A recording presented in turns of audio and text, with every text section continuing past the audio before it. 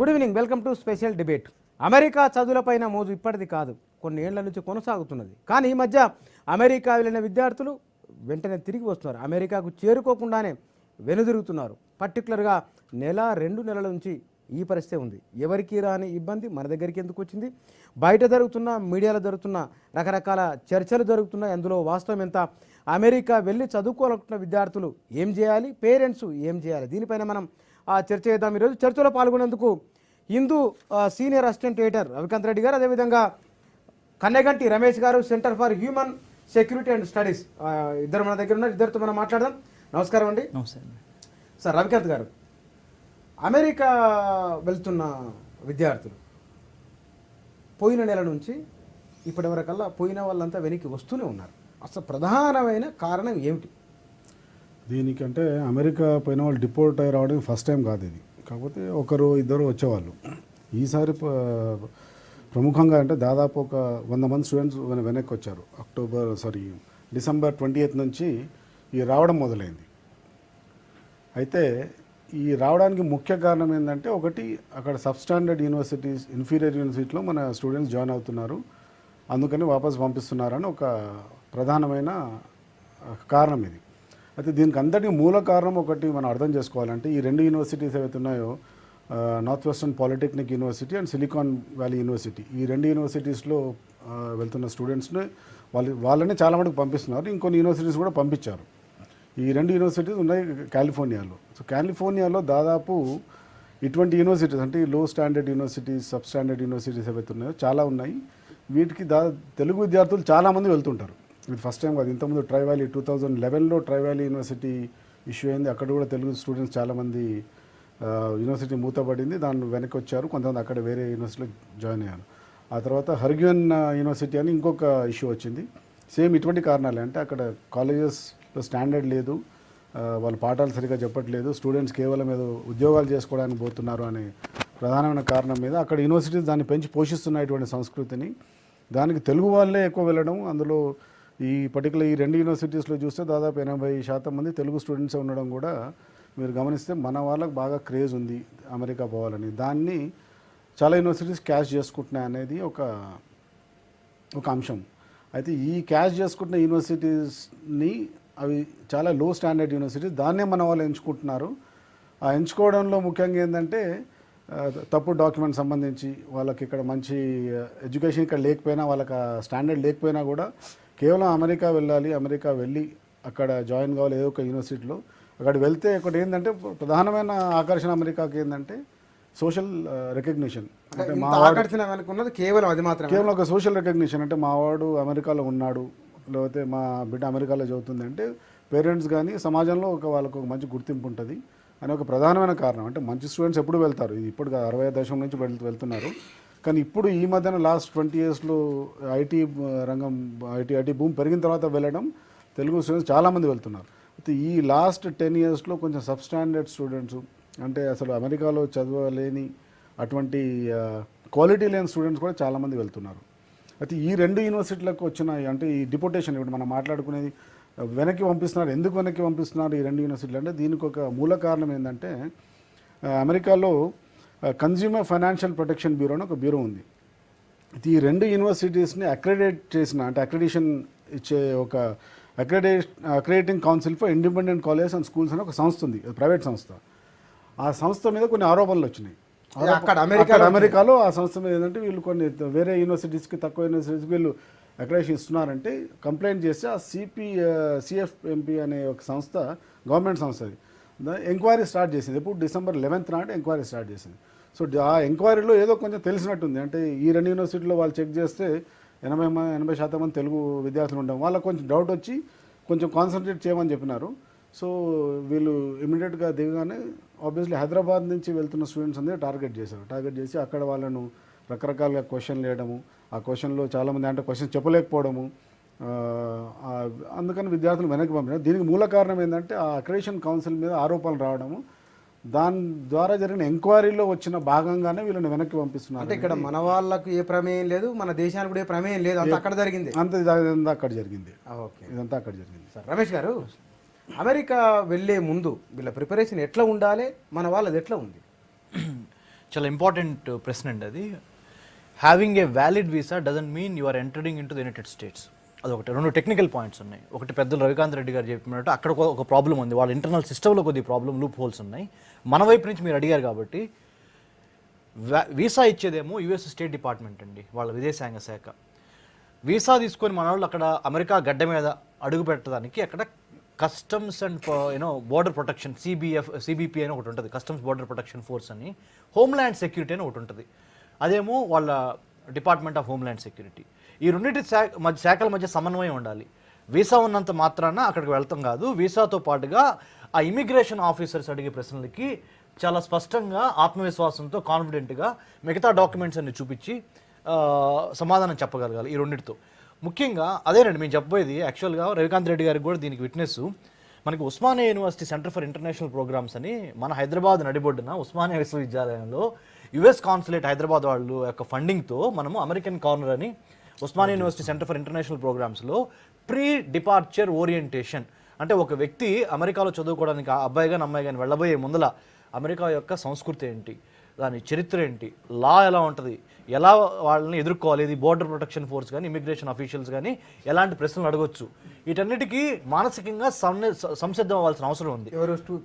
పోయేవాళ్ళు అంటే మీ జిఆర్ఈ, మీ టోఫెలే కాకుండా, మీ యొక్క అడ్మిషన్ I-20నే కాకుండా, అంటే I-20 అంటే అక్కడ అడ్మిషన్ మనకు వచ్చినట్టు ఆధారం, I-20నే కాకుండా, మీ జిఆర్ఈ టోఫెల్ స్కోర్సే కాకుండా, మీ ఫైనాన్షియల్ స్టేట్మెంటు, మీ అకౌంట్లో ఎంత డబ్బులు ఉన్నాయనే కాకుండా, అమెరికా యొక్క సంస్కృతి ఏంటి, అమెరికా యొక్క ప్రభుత్వం ఏంటి, అమెరికా యొక్క విధి విధానాల మీద కొద్దిగా అవగాహన ఉంటే మీరు ఆత్మవిశ్వాసంతో డీల్ చేస్తారు. ఇంకోటి ఏంటంటే, మీరు అనుమతిస్తే సార్, ఇంకొక మంచి ఇంపార్టెంట్ విషయం ఏంటంటే ఇక్కడ జరిగింది, అమెరికన్ స్టేట్ డిపార్ట్మెంట్కి హోమ్ల్యాండ్ సెక్యూరిటీకి మధ్య ఆ గ్యాప్ రావటం ఒకటైతే, ఇంకోటి ఏంటంటే అతి ముఖ్యమైన పాయింట్,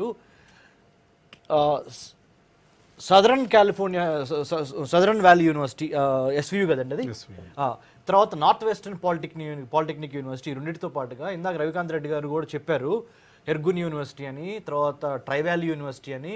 అంటే it has been happening over a period of last 4 to 5 years. ఈసారి కొద్దిగా ఎక్కువగా హైదరాబాద్ నుంచి వెళ్తాం, వాళ్ళకి తిరిగి పంపేయడం జరిగింది. అంటే మనం గమనించాల్సిన అంశం ఏంటంటే, ప్రైవేట్ కన్సల్టెన్సీలకి, ఓవర్సీస్ ఎడ్యుకేషన్ కన్సల్టెన్సీ దగ్గరికి వెళ్ళి మన పొలమో స్థలమో తాకట్టు పెట్టి మనం వాళ్ళకి డబ్బులు పే చేసి ఏదో ఒక థర్డ్ రేట్ యూనివర్సిటీలో అడ్మిషన్ పొంది, అంటే ఇప్పుడు ఇందాక సార్ చెప్పారు ఏమని, CPFB అని, కన్జ్యూమర్ ఫైనాన్షియల్ ప్రొటెక్షన్ బోర్డ్ అని, అంటే అమెరికాలో ఉన్న కన్జ్యూమర్ ఫైనాన్షియల్ ప్రొటెక్షన్ బోర్డుకి ఆ SVUకి, నార్త్ వెస్ట్ పాలిటెక్నిక్ యూనివర్సిటీకి మధ్య కొంత గొడవ జరుగుతుంది.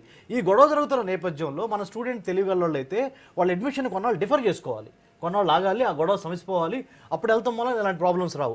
తెలిసి మనము పులినోట్లో తలబెట్టినట్టు. అంటే ఇక్కడ విద్యార్థులు వెళ్ళి నేరుగా మీలాంటి తెలిసిన వాళ్ళని కన్సల్టెన్సీ వాళ్ళు సంప్రదిస్తారు, మరి వాళ్ళు ఎందుకు చెప్పట్లేదు వీళ్ళకి వాస్తవాన్ని? అదేనండి, అన్ని కన్సల్టెన్సీలు కరెక్ట్ కన్సల్టెన్సీస్ కాదు. ఈ V6 ఛానల్ సమక్షంలో, పెద్దలు రవికాంత్ రెడ్డి గారి సమక్షంలో, ఎందుకంటే సీనియర్ జర్నలిస్ట్ సారు, మేము ఒకటి అడుగుతున్నాం centre for human security studies నుంచి, సార్ మీ యొక్క ప్రోయాక్టివ్ స్టెప్తో KTR గారు ఎట్లయితే మైకేల్ ములిన్స్ గారు కలిశారో అట్లా తెలుగు, అంటే ఆంధ్ర రాష్ట్రము ఇటు తెలంగాణ రాష్ట్రం రెండు తెలుగు విద్యార్థులకి ఆ రెండు స్టేట్స్లో ఒక రెగ్యులేటరీ మెకానిజం పుట్టగొడుగులాగా పుట్టుకొస్తున్నాయి ఓవర్సీస్ ఎడ్యుకేషన్ కన్సల్టెన్సీలు. వాడు డిగ్రీ తప్పుతున్నాడు, ఇంటర్మీడియట్ తప్పుతున్నాడు, వాడు ఓవర్సీస్ ఎడ్యుకేషన్ కన్సల్టెన్సీ పెడుతున్నాడు.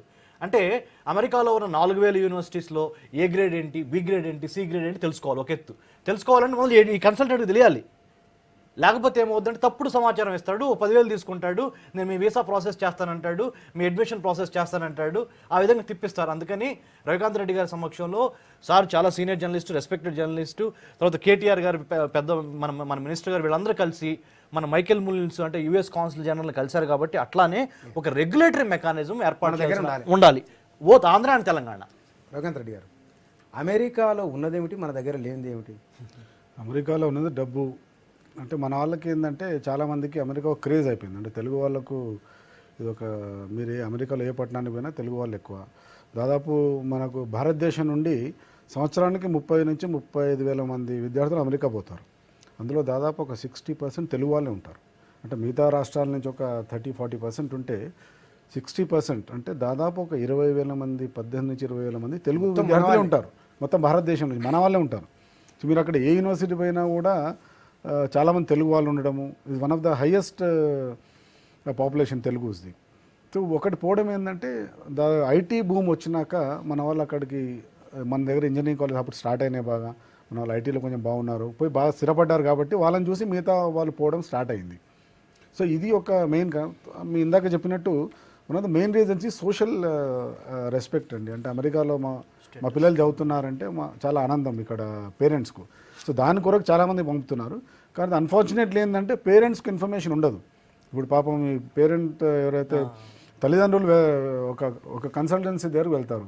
కన్సల్టెన్సీ వాడు ఏం చెప్తాడు, మీకు అడ్మిషన్ నేను ఇప్పిస్తాను అంటే విద్యార్థులకు తెలుసు, విద్యార్థులకు బ్యాక్లాగ్స్ ఉంటాయి, ఇది తక్కువ మంచి యూనివర్సిటీ కాదని తెలుసు, అయినా కూడా విద్యార్థి దాన్ని ప్రిఫర్ చేస్తాడు. ఎందుకంటే మనకి అమెరికాలో ఉండాలి, వాళ్ళ సీనియర్ కూడా చెప్తాడు అమెరికాలో ఉండాలి. ఇప్పుడు మన అంటే ఒక చిన్న విషయం, ఇప్పుడు నల్గొండలో ఒక చిన్న ఇంజనీరింగ్ కాలేజ్ ఉంది, అది కూడా జేఎన్టీయూకి అఫిలియేటెడే. నువ్వు అక్కడ చదివితే నీకు వచ్చే సర్టిఫికేట్ జేఎన్టీయూలో బీటెక్ అనే వస్తుంది. మీరు జేఎన్టీయూ కూకట్పల్లి మెయిన్ కాలేజ్లో చదివినా కూడా మీకు అదే సర్టిఫికేట్ వస్తుంది. సో అది పెద్ద బయట వాళ్ళకి తెలియదు. మనకు షో చూస్తూ వరంగల్ నుంచి అశోక్ రెడ్డి గారు ఫోన్ లైన్లోకి వచ్చారు. అశోక్ రెడ్డి గారు నమస్తే అండి. సార్ అడగండి సార్ మీ డౌట్. నమస్కారం సార్. నమస్తే అండి అశోక్ రెడ్డి గారు. అదే సార్, మా అబ్బాయి 15th పోయిండు సార్. 15th పోయిండు, మళ్ళీ 28th రిటర్న్ వచ్చిండు. హలో చెప్పండి సార్, చెప్పండి. అయితే యాక్చువల్ ఏంటంటే రివోకుడ్ అని రాసిరు దాని మీద. అవునండి, రివోకుడ్ అని రాసిండ్రు. రివోకుడ్ అని రాసి స్టాంపింగ్ చేసారు. మళ్ళీ ఏమన్నా మనం నా స్టాంపింగ్ పెట్టుకోవచ్చా? అసలు ఏంటంటే ఇప్పటివరకు క్లారిటీ వస్తలేదు సార్. అంటే రివోక్డ్ అంటే ఒకటి ఇది ప్రశ్న మనం చెప్పడం కంటే యుఎస్ ఎంబసీ వాళ్ళు, అంటే అమెరికన్ ఇక్కడ మనకున్న కాన్సులేట్ వాళ్ళే చెప్పగలుగుతారండి. బట్ జనరల్గా ఏం జరుగుతుందంటే ఇట్లా రివోక్డ్ అని రాసినప్పుడు వాళ్ళకు ఆప్షన్ ఇస్తారు, క్యాన్సల్డ్ ఒకటి పెడతారు, రివోక్డ్ అని ఒకటి ఇస్తారు. రివోక్డ్ అంటే మళ్ళీ మీరు ఒక మంచి యూనివర్సిటీలో జాయిన్ అయ్యి అక్కడి నుంచి మీరు I-20 తెచ్చుకొని మళ్ళీ వీసాకి మీ డాక్యుమెంట్స్ అన్నీ కరెక్ట్గా ఉండి మీ యొక్క ఫైనాన్షియల్ బ్యాక్గ్రౌండ్ కానీ అకాడమిక్ బ్యాక్గ్రౌండ్ కానీ బాగుంటే డెఫినెట్గా కన్సిడర్ చేస్తారు. అంటే ఒకసారి వీసా రిజెక్ట్ అయినంత మాత్రాన వాళ్ళు వీసా మళ్ళీసారి ఇవ్వరు అనేది ఉండదు. చాలామంది మీరు చూస్తుంటారు, సెకండ్ టర్మ్ అయినా థర్డ్ టర్మ్ అయినా వీసా ఇస్తుంటారు. ఎందుకంటే అక్కడ వీసా ఆఫీసర్ ఎట్లా డిసైడ్ చేస్తాడు ఈ విద్యార్థి యొక్క ఇంటెన్షన్ ఏంటి, చదువుతున్నాడా, అసలు చదవడానికి వెళ్తున్నాడా అనే ఇంటెన్షన్ మీద చూస్తాడు, లేదా ఫైనాన్షియల్ బ్యాక్గ్రౌండ్స్ ఇవన్నీ చూస్తాడు. అయితే ఒకటి క్యాన్సల్డ్ అని ఉంటే మాత్రం డెఫినెట్గా కొంచెం అంటే వాళ్ళు మళ్ళీ 2-3 సార్లు చెక్ చేసుకుంటారు. బట్ దీని అర్థం ఏంటంటే మీరు మళ్ళీ ఒక మంచి యూనివర్సిటీలో మీకు మళ్ళీ ఒక అడ్మిషన్ తీసుకొని వెళ్తే డెఫినెట్గా యుఎస్ ఎంబసీ కానీ కాన్సులేట్ కానీ డెఫినెట్గా కన్సిడర్ చేస్తారు. హైదరాబాద్ నుంచి శివ గారు ఫోన్ లైన్లోకి వచ్చారు. శివ గారు నమస్తే అండి. నమస్తేనండి. అడగండి సార్ మీ డౌట్. సార్ నేను హైదరాబాద్ నుంచి, నేను అల్వాల్ నుంచి, నా పేరు శివ. చెప్పండి సార్. ఇది కన్సల్టెన్సీ వాళ్ళు బాగా ఫ్రాడ్ చేస్తున్నారు సార్. ఇది కన్సల్టెన్సీ వాళ్ళు. అవునండి, చెప్పండి. వీళ్ళు ఎట్లా అంటే మనీ తీసుకుంటున్నారు.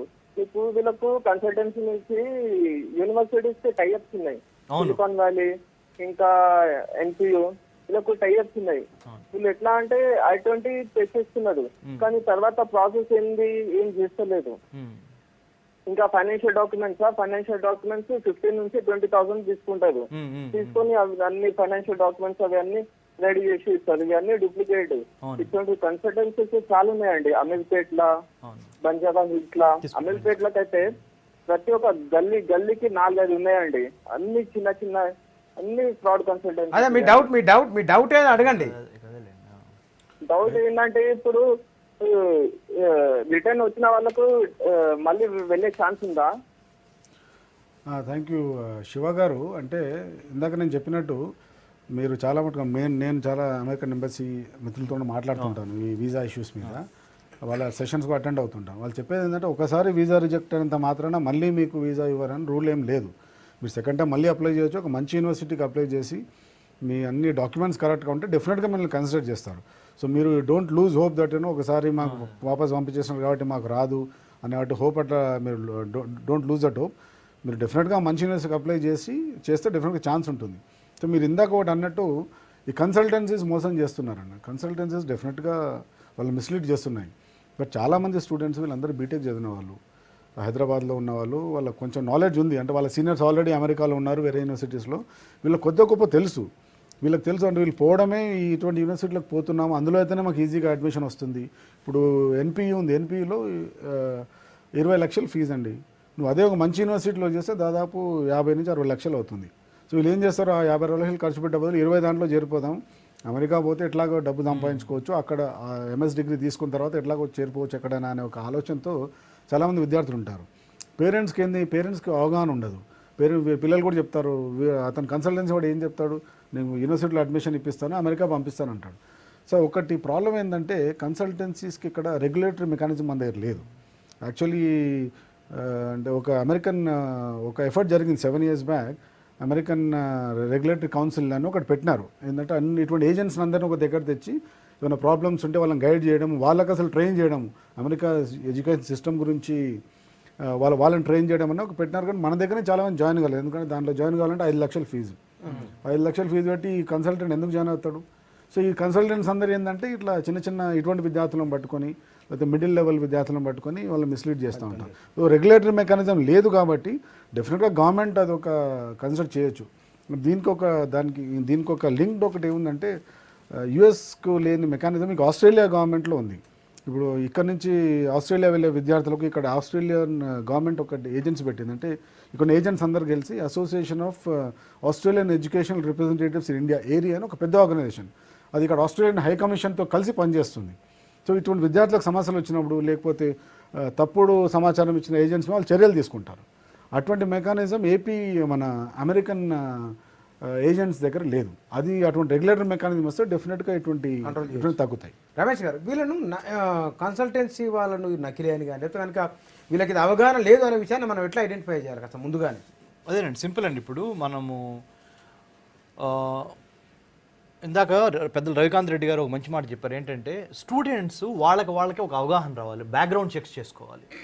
ఇప్పుడు బీటెక్ చదివారు, మీరు అమెరికా వేరే దేశం వెళ్ళబోతున్నారు, కనీసం మీకు ఎవరు ఫేకు ఎవరు ఇది అనేది ఒకటి తెలియదు. అంటే మనకు స్వయరక్షణ అలా అంటే సెల్ఫ్గానే కొద్దిగా కాన్షియస్ ఉండాలి, అవేర్నెస్ ఉండాలి, నెంబర్ 1.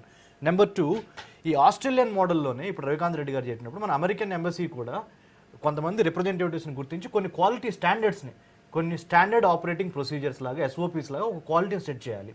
మన తెలంగాణలో ఉన్న ఎడ్యుకేషన్ మినిస్టర్ గారు కూడా, అంటే ఐ థింక్ కడియం శ్రీహరి గారు, డిప్యూటీ చీఫ్ మినిస్టర్ గారు, వాళ్ళ ఆధ్వర్యంలో కూడా they should have a regulatory mechanism అండి. వీటితో పాటుగా అన్నిటికన్నా ఇంపార్టెంట్ ఏంటంటే మనం గమనించాల్సింది, ఈ ఎడ్యుకేషన్ కన్సల్టెన్సీని ఆపటంతో పాటుగా United states of American government United states education foundation in India UCFI అనేది వాళ్ళ సంస్థ ఒకటి ఉంది. అంటే క్రెడిబుల్ ఇన్ఫర్మేషన్, ఖచ్చితమైన నమ్మకమైన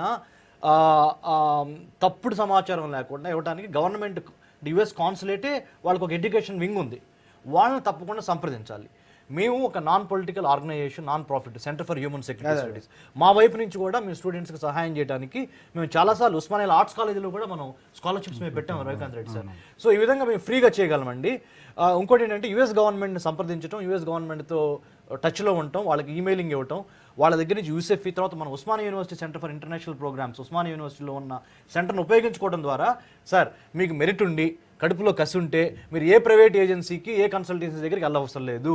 GRE కానీ, TOEFL కానీ, SAT కానీ అంటే స్కాలర్స్టిక్ యాప్టిట్యూడ్ టెస్ట్ కానీ, అమెరికన్ కాలేజ్ టెస్ట్ కానీ మీరు స్వయంగా ఒక కోచింగ్ సెంటర్కి వెళ్ళి ప్రిపేర్ అయ్యి టెస్ట్ తీసుకొని మీ దగ్గర అన్ని కరెక్ట్గా నిజాయితీతో డాక్యుమెంట్స్ ఉంటే, అంటే మన వైపు నుంచి కూడా ఒక చిన్న ప్రాబ్లం ఉందంటే నేను మన స్టూడెంట్స్ని బ్లేమ్ చేయటం కాదు, ఏంటంటేనండి షార్ట్ కట్ మెథడ్స్ ఎలాగోలా వెళ్ళిపోవాలి.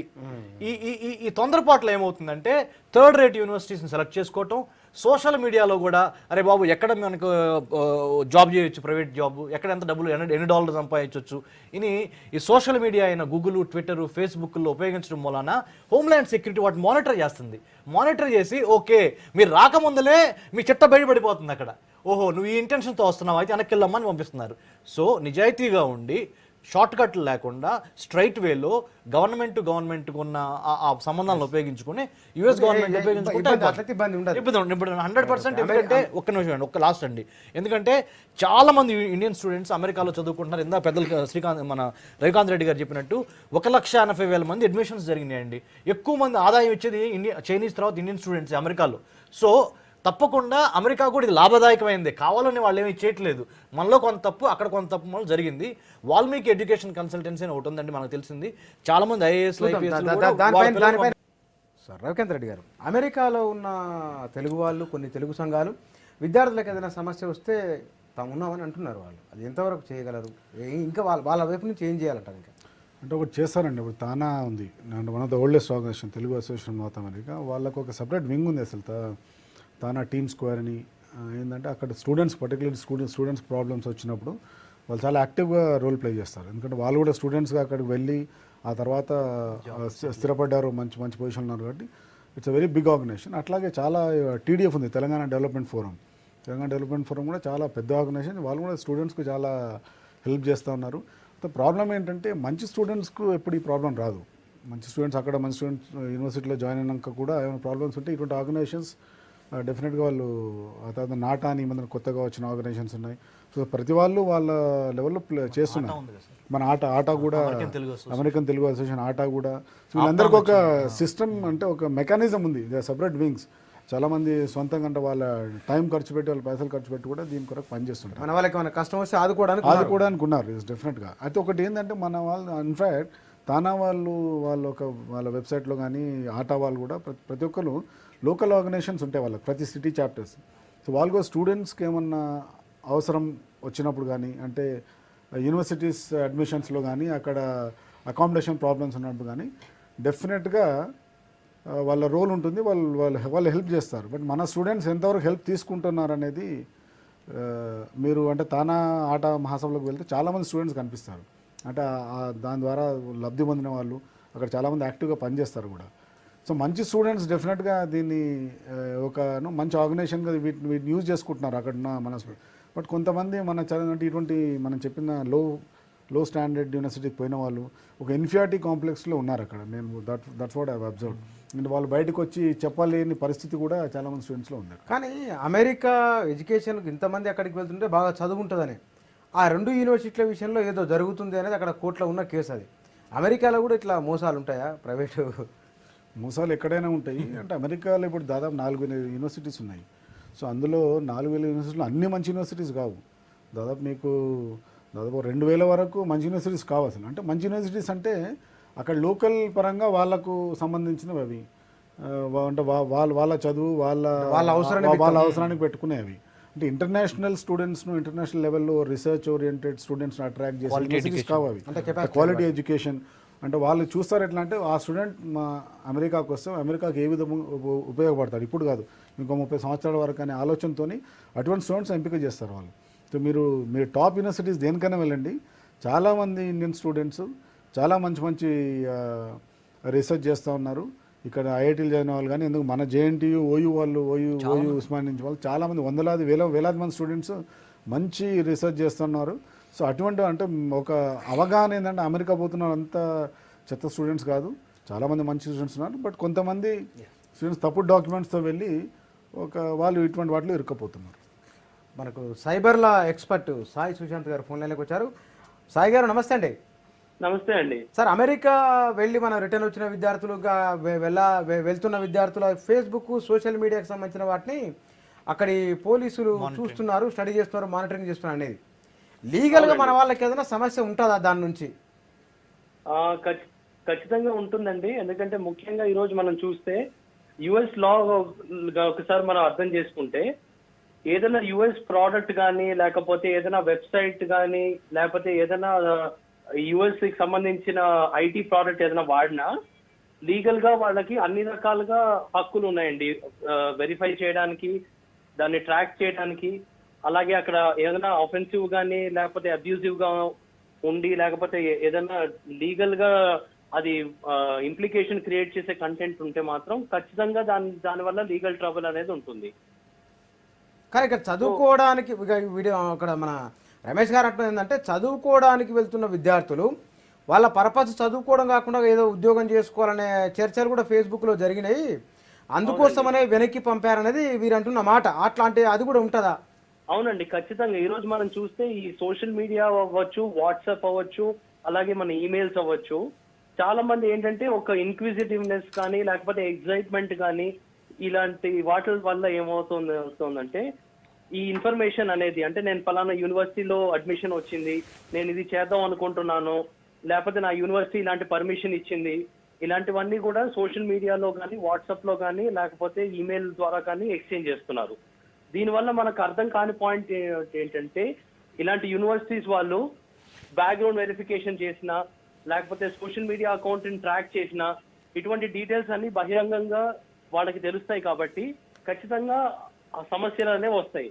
సో నా విజ్ఞప్తి ఏంటంటే అమెరికా వెళ్ళే స్టూడెంట్స్ అందరూ కూడా ఈ సోషల్ మీడియా కానీ లేకపోతే వాట్సాప్ లో కానీ లేకపోతే ఈమెయిల్లో కానీ దయచేసి ఇటువంటి కంటెంట్ ని ఏదైతే మీ యూనివర్సిటీస్ మీకు స్పెషల్ పర్మిషన్ ఇచ్చినా లేకపోతే ఇలాంటి కాన్ఫిడెన్షియల్ ఇన్ఫర్మేషన్ ఏదైతే ఉందో, మీరు ఎక్కడికి వెళ్తున్నారు, ఏ యూనివర్సిటీలో చేరుతున్నారు, ఇలాంటివి కొన్ని ఇష్యూస్ ఏవైతే ఉన్నాయి, మీ I-20 కానీ లేకపోతే ఇప్పుడు పాస్పోర్ట్ నంబర్స్ కానీ ఇటువంటివి కానీ ఎక్స్చేంజ్ చేయొద్దు. సో ఇలా ఎక్స్చేంజ్ చేయడం ద్వారా ఏంటంటే కంప్లీట్ గా మనంతకు మనమే కంప్లీట్ గా ప్రూఫ్ ఇస్తున్నాం. సో దానివల్ల ఏమవుతుందంటే మనం సరదాగా మనం ఇన్ఫర్మేషన్ షేర్ చేసుకున్నా దానివల్ల ఖచ్చితంగా లీగల్ గా మనకి ఇబ్బందులు ఫేస్ చేసే ఆస్కారం ఖచ్చితంగా కనపడుతుంది. అంటే సో ఇలా మనం చెప్పండి సార్. ఇలా మనం ఏంటంటే ఈ ఎగ్జైట్మెంట్ కానీ లేకపోతే ఒక సరదా కానీ మనం ఏదో అచీవ్ చేసుకున్నాం అని నలుగురితో షేర్ చేసుకోవడానికి మనం ఏ రకంగా హామ్ కానీ లేకపోతే ఏదైనా చేయాలని చట్ట విరుద్ధంగా చేయాలని మనం అనుకోం. కానీ ఏంటంటే ఇలాంటి పోస్ట్ వల్ల ఒక్కొక్కసారి ఏమవుతుంది ఏంటంటే అది వాళ్ళ యూనివర్సిటీ వాళ్ళు అఫెన్సివ్ గా తీసుకున్నా లేకపోతే ఇలాగా లీగల్ గా అది వ్యాలిడ్ గా కాదు అని వాళ్ళకి అనిపించినా ఖచ్చితంగా దాని మీద చర్యలు తీసుకుంటారు. ఎందుకంటే బ్యాక్గ్రౌండ్ చెక్స్ అనేది ఖచ్చితంగా జరుగుతాయి. ఈరోజు ఫిజికల్ బ్యాక్గ్రౌండ్ ఇందాక సార్ ఎవరో చెప్పారు సర్టిఫికేట్స్ వెరిఫికేషన్ చేస్తున్నారు అని. అట్లాగే ఒక వ్యక్తి యొక్క పర్సనల్ ఐడెంటిటీని చెక్ చేయడానికి కూడా, ఆ వ్యక్తి యొక్క బ్యాక్గ్రౌండ్స్ ని చెక్ చేయడానికి కూడా సోషల్ మీడియా కానీ ఈమెయిల్ కానీ కూడా ఖచ్చితంగా ట్రాక్ చేస్తున్నారు. ఈ మధ్యకాలంలో రిటర్న్ అయిన విద్యార్థుల ఫేస్బుక్ సోషల్ మీడియా చూస్తే గనక మళ్ళీ ఇంకోసారి వెళ్ళాలంటే వాళ్ళ వీసాకి ఏదైనా ప్రాబ్లం ఉంటుందా?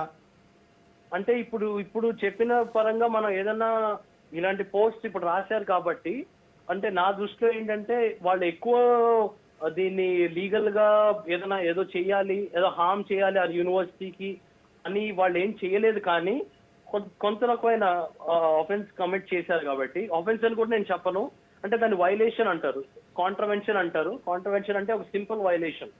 సో ఆ కోడ్ ని బ్రీచ్ చేశారు కాబట్టి నాకు తెలిసి కొంచెం ఇబ్బంది ఉండొచ్చు. కానీ ఒక ప్రాపర్ గా మనం ఎక్స్ప్లెయిన్ చేసి ఈ రకమైన ఇంటెన్షన్ లేదు అంటే నాకు తెలిసి ఖచ్చితంగా ఏదో ఒక రకంగా కన్సిడర్ చేయొచ్చు. కానీ ఇలాంటిది డెఫినెట్ గా ఒక ఇష్యూ అవుతుందని నేను నమ్ముతున్నానండి. థ్యాంక్ యూ అండి సుశాంత్ గారు ఫోన్లైన్లోకి వచ్చి మాట్లాడినందుకు. రమేష్ గారు, అమెరికా యూనివర్సిటీ నుంచి జరిగిన పొరపాటు ఉంది కాబట్టి ఆ యూనివర్సిటీ నుంచి మన వాళ్ళకి ఏమన్నా వీళ్ళు పెట్టిన ఖర్చులు కానీ లేకపోతే అట్లా ఇచ్చే అవకాశం ఉందా? చాలా కష్టం అండి అది. Doesn't happen. అంటే ఇది ఒకటి తప్ప అమెరికా యూనివర్సిటీ నుంచి జరగలేదు. ఇప్పుడు వాళ్ళ నామ్స్ ప్రకారం ఆ యూనివర్సిటీస్ ఇంకా బ్లాక్ లిస్ట్ కాలేదు. యూనివర్సిటీస్ ఇంకా రెగ్యులేటెడ్, అంటే వాళ్ళందరూ వాళ్ళ రూల్స్ అన్ని సక్రమంగా ఉన్నాయని ఇప్పటివరకు నమ్ముతున్నారు అక్కడ ఏజెన్సీస్ కూడా. సో ఇప్పుడు బ్లాక్ లిస్ట్ అయితే కాలేదు కాబట్టి వాళ్ళు ఎందుకు పే చేస్తారు? వాళ్ళు పే చేసే ఆస్కారం ఉండదు జనరల్గా అటువంటి. అంటే దాన్ని ఇండియన్ కోర్ట్స్లో స్టూడెంట్స్ ఛాలెంజ్ చేస్తే అది ఒక పెద్ద ఇష్యూ అవుతుంది. బట్ దాని ఒక పర్సన్ వాళ్ళ పేరెంట్స్ 20 లక్షలు 30 లక్షలు అప్పు చేసి ఉన్న ఇల్లు భూమి అమ్మి ఒక తీసుకొచ్చి డబ్బులు ఇచ్చారు. వాళ్ళు అమెరికా దాకా వెళ్ళిపోయిన తర్వాత మళ్ళీ వెనక్కి వస్తున్నారు. దీంట్లో లీగల్గా వాళ్ళకేం హక్కులు ఉండవా? వాళ్ళేం మళ్ళీ దానిపైన ఫైట్ చేయడానికి అవకాశమే లేదు. వీరే తప్పు కూడా లేదు కదా, వాళ్ళు వీసా ఇచ్చారు కాబట్టి. అంటే ఒకటి అంటే రెండు విషయాలు నేను ఇప్పుడు వీసా వచ్చినంత మాత్రాన చెప్పారు, రమేష్ గారు చెప్పారు, వీసా వచ్చినంత మాత్రాన అమెరికాలో ఎంటర్ కావడానికి వీసా మీకు ఆ యూనివర్సిటీలో చదవడానికి వచ్చిన వీసా అది. ఇప్పుడు అమెరికాలో ఎంటర్ కావాలి అనేది విషయం మాత్రం customs and homeland security board protection force ఉంది, వాళ్ళు డిసైడ్ చేస్తారు. ఇది ఒక విద్యార్థులకే కాదు, ఈవెన్ మన విజిట్ వీసా మీద పోయినా కూడా అతను డిసైడ్ చేస్తాడు మనకు నువ్వు అమెరికాలో ఎంటర్ కావాలా వద్దా. ఒక అమెరికాలో ఎంటర్ అయితే 1 month ఉండాలా, 2 months ఉండాలా, 6 months ఉండాలా అనేది దాని మీద చాలా క్లియర్గా రాస్తారు. సో అది అతని డిసిషన్ అనమాట. అతను అక్కడ ఉన్న పరిస్థితులను బట్టి దాన్ని బట్టి డిసైడ్ చేస్తారు. సో ఈ రెండింటికి లింక్గా చాలామంది స్టూడెంట్స్ ఏమనుకుంటున్నారంటే మాకు వీసా వచ్చినాక ఎట్లా అమెరికా డినై చేస్తున్నారు. బట్ వాళ్ళ నామ్స్ ప్రకారం చాలా క్లియర్గా ఉంది, వీసా అనేది నువ్వు ఆ విశ్వవిద్యాలయంలో చదవడానికి నీకు ఒక పత్రం మాత్రమే, అది అమెరికా పోవడానికి పత్రం. బట్ అమెరికా ఇమిగ్రేషన్ క్లియర్ చేయాలంటే నువ్వు అక్కడ నామ్స్, అక్కడ సెక్యూరిటీ క్లియరెన్స్ ఇవన్నీ అక్కడ క్లియర్ చేయాలి. అయితే ఒకటి ఈ మధ్య కొంతమంది కన్సల్టెన్సీ నేను మాట్లాడితే వాళ్ళు ఏమంటున్నారంటే ఇది ఒక హ్యూమన్ రైట్స్ వయోలేషన్ కింద డెఫినెట్గా మన కోర్ట్స్లో క్వశ్చన్ చేయొచ్చు. మన కోర్ట్స్లో క్వశ్చన్స్ ఎవరైనా స్టూడెంట్స్ వెళ్తే డెఫినెట్గా మన కోర్ట్స్ టేకప్ చేస్తాయని అంటున్నారు. బట్ అది ప్రాబ్లం ఏంటంటే ఇంతవరకు ఇటువంటి ఇష్యూ ఎప్పుడు రాలేదు మన దగ్గర. ఇది అంటే ఇమిగ్రేషన్ ఇష్యూస్ మీద ఇటువంటి ఇష్యూస్ టేకప్ చేసే లాయర్స్ కూడా మన దగ్గర పెద్దగా లేరు. ఇంకా మన దగ్గర ఇమిగ్రేషన్ ఇష్యూస్ మీద అంత పెద్దగా లాలో ఎక్స్పర్ట్స్ లేరు. ఇటువంటి ఇష్యూస్ ఫస్ట్ టైం వచ్చినాయి కాబట్టి ఎవరైనా స్టూడెంట్స్ కోర్టుకు వెళ్తే కోర్ట్స్ ఎట్లా రియాక్ట్ అవుతాయి, ఇంకోటి ఒకసారి కోర్టు రియాక్ట్ అయిందంటే డెఫినెట్గా అమెరికన్ ఎంబసీ నుంచి కానీ కానీ వాళ్ళు మరి కోర్టు నిజంగానే ఎవరైనా మీరు అన్నట్లు హ్యూమన్ రైట్ వయలేషన్ జరిగిందని కోర్టుకు వెళ్తే కనుక రేపు అమెరికా వెళ్ళే వారికి ఇబ్బంది కదా, ఇక్కడ నుంచి అట్లా ఏమైనా ఉంటుందా, ఎఫెక్ట్ ఏమైనా ఉంటుందా? అది ఉండదు. ఎందుకంటే మీకు అమెరికాలో చాలా it's more of free country. ఇటువంటి చిన్న చిన్న విషయాలను పట్టించుకునే స్థాయి ఉండదు, జనరల్గా ఉండదు అంటే ఆ లెవెల్లో. బట్ ఎందుకంటే మీరు వీసాలు కూడా చూస్తే చాలామంది first time second time reject అయినా కూడా మళ్ళీ థర్డ్ టైం వీసాస్ వస్తాయి. ఒకసారి రిజెక్ట్ చేసినంత మాత్రాన థర్డ్ టైం ఇతను ఎప్పటికీ రానివ్వమనే అటువంటి కాన్సెప్ట్ ఉండదు. అతను స్టూడెంట్స్ ప్రూవ్ చేసుకుంటే డెఫినెట్గా ఉంటుంది. అయితే ఇంకొక విషయం దీంట్లో ఏంటంటే న్యాచురల్ జస్టిస్. స్టూడెంట్స్ ఇంకొక పాయింట్ మీద వచ్చేదంటే న్యాచురల్ జస్టిస్. నేను అమెరికా పోయి ఏమైనా తప్పు చేస్తే నీకు హక్కు ఉంది అమెరికా నుంచి పంపించాకు, అసలు నీకు అమెరికా ఎంటరే కాలేదు, నాకు వీసా ఇచ్చింది, సో ఈ మధ్యలో నేను ఏం క్రిమినల్ యాక్టివిటీ చేయలేదు, నేను ఏం వయలేట్ చేయలేదు, కాబట్టి మీకు పంపించే హక్కు లేదు. నాకు న్యాచురల్ జస్టిస్లో అసలు నాకు అంటే నా ప్రమేయం లేకుండానే మీరు ఒక డిసైడ్ చేసి పంపించేశారనే పాయింట్ మీద కూడా కోర్టుకు వెళ్ళొచ్చు అనేది కొంతమంది అభిప్రాయం. అది ఒకసారి కోర్టుకు వెళ్తే కోర్ట్స్ ఎట్లా రియాక్ట్ అవుతాయి అనేది ఇప్పుడు మనకు తెలియదు. మంతెన నుంచి మహేష్ గారు ఫోన్ లైన్లోకి వచ్చారు. మహేష్ గారు నమస్తే అండి. Sir good evening sir. అడగండి సార్ మీ డౌట్. సార్ నేను మంతని మన డిస్ట్రిక్ట్ మంతెన నుంచి మాట్లాడుతున్నా సార్, మహేష్ మైనేది. సార్ ఇది మా బామ్మర్ది కాలిఫోర్నియా స్టేట్ యూనివర్సిటీకి అందులో మామూలుగా ర్యాంక్ వచ్చేసింది. ఓకే. అయితే దానికోసం అని చెప్పేసి బ్యాంక్ ప్రాసెస్ 1 month నుంచి చేస్తా ఉంటే Andhra bank manager actually 13th రోజు ఫ్లైట్ టికెట్ బుక్ చేసుకున్నాడు. అయితే ఈ రోజు ఆంధ్ర బ్యాంక్ వెళ్తే ఆంధ్ర బ్యాంక్ మేనేజర్ అంటుంది కదా, మన ఇది అబ్రాడ్ నుంచి మెయిల్ వచ్చింది జోనల్ ఆఫీస్ కి, లోన్స్ ఇష్యూ చేయకని చెప్పి మెయిల్ వచ్చేసింది, మీరు క్యాన్సిల్ ఇంకా మీరు ఫ్లైట్ టికెట్ క్యాన్సిల్ చేసుకోండి అని చెప్పేసి మాట్లాడుతూ ఉన్నాడు అన్నట్టు. ఓకే రమేష్ గారు, అట్లా ఉంటుందా, జరుగుతుందా బ్యాంకు అంటే ఇప్పుడు చెప్పండి. అబ్రాడ్ నుంచి మెయిల్ వచ్చేసింది జోనల్ ఆఫీస్ కి, లోన్స్ అనేది ఇష్యూ చేయము, మీరు టికెట్ ఇంకా క్యాన్సిల్ చేసేసుకోండి అని చెప్పి మాట్లాడుతూ ఉన్నాడు మేనేజర్. ఓహో. అబ్రాడ్ నుంచి అంటే ఎక్కడి నుంచి వచ్చిందండి? యుఎస్ నుంచా? యుఎస్ అబ్రాడ్ నుంచి మన ఆంధ్ర బ్యాంక్ జోనల్ ఆఫీస్ కు మెయిల్ వచ్చేసిందంట. అదే బాబు, అబ్రాడ్ అంటే విదేశాలు బాబు, అంటే అమెరికా నుంచి. ఎక్కడి నుంచి వచ్చింది? అమెరికాలో ఎక్కడి నుంచి వచ్చింది మెయిల్? అతను అబ్రాడ్ నుంచి అని చెప్తా ఉన్నాడు సార్. ఎక్కడి నుంచి వచ్చిందని చెప్పట్లేదు. ఆర్బీఐ నుంచి మెయిల్ రావాలి కానీ అబ్రాడ్ నుంచి మాకు లోన్ ఇవ్వకపోవడం ఏంటి, ప్రాపర్టీ చూసుకుంటారు కదా ఇప్పుడు యూనివర్సిటీ అని చెప్పేసి మాట్లాడితే అదంతా ఏం లేదు, ఇంకా వెళ్ళిపోండి అని చెప్పి మాట్లాడతా ఉన్నా. ఓకే మహేష్, ఇప్పుడు ఇక్కడ ప్రాబ్లం ఏంటంటే ఆయన చాలా తెలివిగా తప్పించుకున్నాడు అనమాట. ఏమని ఇప్పుడు జరుగుతున్నదంతా గమనించి ఆయన అంటే మీ బ్యాంక్ మేనేజర్ ఏదో విధంగా తప్పించుకోవాలనే ఉద్దేశం తప్పించుకున్నదే కానీ అబ్రాడ్ నుంచి ఎవరు మెయిల్ పంపించారు, అమెరికా నుంచి ఈ బ్యాంక్ మేనేజర్ మెయిల్ పంపించరు. పంపిస్తే కానీ ఏమన్నా ఆర్బీఐ గైడ్లైన్స్ ఏమైనా ఇస్తే అది కూడా జరిగి ఉంటుందని నేను అనుకోను. ఇది జస్ట్ మిమ్మల్ని దాటేయడానికి మిమ్మల్ని సమాధానపరచడానికి చెప్పిందే కానీ ఇదైతే కాదు ఆ విషయం. ముఖ్యంగా అదేనండి, అట్లా ఎవరైనా దాట వేస్తే కనుక వాళ్ళ మీద ఏమైనా చర్యలు తీసుకోవచ్చా లీగల్? అది బ్యాంక్ మేనేజర్ డిస్క్రిషనరీ పవర్ కదా, ఇవాళ ఇవ్వకూడదు అనేది డిస్క్రిషనరీ పవర్. కానీ మీరు ఒకటి అడగొచ్చు, ఒకసారి మీరు ఇచ్చారు కాబట్టి మేము ముందరికి వెళ్ళాము, మేము ఇంత డబ్బులు ఖర్చు పెట్టాము, మరి మీరు ఇప్పుడు ఇవ్వనంటున్నారు, మా డబ్బులు ఖర్చు పెట్టింది మా టైం అంతా వేస్ట్ కదా అని. అంటే ఇప్పుడు ఆ స్థాయికి రావడానికి ఇదే అమెరికా దేశం అనుకోండి, ఇక్కడ ప్రతి చిన్నదానికి సూ చేయడం అలవాటు అనమాట. అంటే అంటే చిన్న ఇబ్బంది కలిగినా కోర్టుకు తీసుకెళ్తారు. ఇక్కడ మనకి ఇందాక రవికాంత్ రెడ్డి గారు అదే చెబుతున్నారు, ఇమ్మిగ్రేషన్ వ్యవహారాలు అంటే మన దేశంలో నుంచి ఇంకో దేశానికి వెళ్ళబోయేటప్పుడు ఈ ఇమ్మిగ్రేషన్ వ్యవహారాలు చూస్తానికి specialised branch of law develop అవటం ఒక ఎత్తు. దాని ద్వారా ఇందాక సార్ చెప్పినట్టు కూడా మరి how courts will react to it. And మన న్యాయం మరి అక్కడ వాళ్ళ సార్వభౌమాధికారం, వాళ్ళ దేశం అది. ఇప్పుడు ఇది ఇంటర్నేషనల్ లా కింద వస్తుంది మళ్ళీ. అంటే there are so many issues, అంత చిన్న విషయం కాదు లా అంటే అనగానే. చూపిస్తున్నారు ఇది చాలా ఇంపార్టెంట్ డాక్యుమెంట్ అండి. ఇది ఎందుకు తీసుకొచ్చానంటే స్టూడియోకి మీరు చూపించడానికి, డిపార్ట్మెంట్ ఆఫ్ హోమ్ల్యాండ్ సెక్యూరిటీ వాళ్ళు మన స్టూడెంట్స్ని అక్కడ దిగంగానే, అమెరికా గడ్డ మీద దిగంగానే కొన్ని క్వశ్చన్స్ అడిగారు. ఆ క్వశ్చన్స్లో భాగంగా అడిగిన క్వశ్చన్ ఏంటంటే, తెలుగులో చెప్తున్నాను, మీ దగ్గర డబ్బులు ఎంత ఉన్నాయి జేబులో అన్నప్పుడు, అంటే ఒక స్టూడెంట్, అందరూ అట్లా చేశారని చెప్పట్లేదు, ఒక స్టూడెంట్ చెప్పిన మాట, నా దగ్గర 68 రూపాయలు ఉన్నాయి అంటే $1 పై చిలుకు. నువ్వు సెమిస్టర్ ఫీజు ఎంత కట్టాలి? $5,600 ఒక సబ్జెక్ట్కి కట్టాలి. అంటే ఒక సబ్జెక్ట్కి అప్పుడు ఎంత అవుద్ది? $1,200 అవుద్ది. సో నీ దగ్గర $1తో ఏం చేస్తావు? 2-3 రోజుల్లో నేను దిగంగానే మా వాళ్ళు పంపిస్తామన్నారు. సరే, ఇక్కడ నువ్వు ఎక్కడికి వెళ్దాం అనుకుంటున్నావు? యూనివర్సిటీలో నీకు డార్మెటరీ ఎక్కడ? ఏమైనా అవకాశం ఉందా అక్కడ? లేదండి, ఇంకా ఈమెయిల్ రాలేదు, నేను వెళ్ళిన తర్వాత ఈ లోపల ఈమెయిల్ వస్తుందంట.